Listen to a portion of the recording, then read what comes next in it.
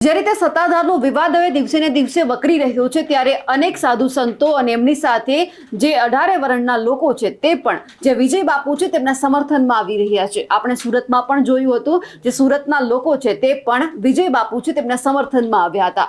હવે ગઈકાલે સાંજે એક મહત્વપૂર્ણ બેઠક છે તે સત્તાધારમાં મળી હતી અને આ બેઠકની અંદર અખિલ ભારતીય સંત સમિતિ છે તેમના અનેક સાધુ સંતો આ બેઠકમાં હાજર રહ્યા હતા અને બધા જ સાધુ સંતોએ જે આ વિજય બાપુ છે વિજય મહંત છે તેમને સમર્થન આપ્યું હતું અને આખી જે આ બેઠક મળી હતી તેમાં કહેવામાં આવ્યું છે કે સંત સમિતિએ વિજય બાપુને સમર્થન જાહેર કરી દીધું છે। વિવાદ મુદ્દે વિજય બાપુ સાથે અમે ચર્ચા પણ કરી લીધી છે।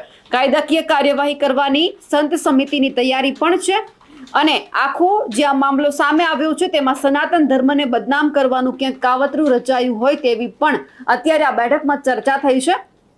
કારણ કે જે રીતે નીતિન ચાવડા છે વિજય બાપુના મોટા ભાઈ તેમણે આક્ષેપ લગાવ્યા હતા વ્યભિચારના તેમને લઈને ક્યાંક જે આ વિજય બાપુ છે તેમણે થોડા દિવસો પછી પોતાનું મૌન તોડ્યું અને કહ્યું હતું કે અમારી ઉપર જે આક્ષેપ કરવામાં આવ્યા છે તે બધા ખોટા છે। એટલે હવે જ્યારે વિજય બાપુના સમર્થનમાં સાધુ સંતો આવી રહ્યા છે એક પછી એક નિવેદનો પણ જાહેર થઈ રહ્યા છે। કોઈ કહી રહ્યું છે કે વિજય બાપુ આ બધામાં સંડોવાયેલા છે તેમની આવી બધી કામગીરી છે પરંતુ બીજી તરફ હવે જ્યારે અખિલ ભારતીય સંત સમિતિ મેદાનમાં આવી હોય તો હવે એ જોવાનું છે કે વિજય બાપુ સાચા છે કે ખોટા કારણ કે હવે એક સમિતિની રચના કરવાની પણ તૈયારી આ લોકોએ દાખવી દીધી છે।